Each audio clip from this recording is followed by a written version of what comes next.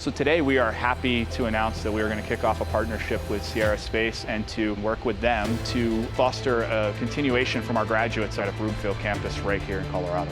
Sierra Space, we are in the midst of developing really sort of the next space shuttle. It's called the Dream Chaser.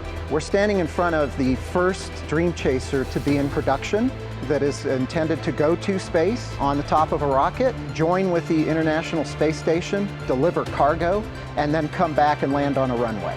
I was looking for a venue to train technicians and even engineers to fill gaps in our business, and that is a model that I'm working with Spartan on. We're excited about the relationship, and we believe that as we work with Sierra Space, this is going to continue to evolve. I'm really excited about our relationship with Spartan. So we are training technicians for Sierra Space. It's exciting. It's on the forefront of the aviation and the aerospace industry. When I think about Spartan College, we have the ability to train to safety. We have the ability to train to technology. We have the ability to train to practicality.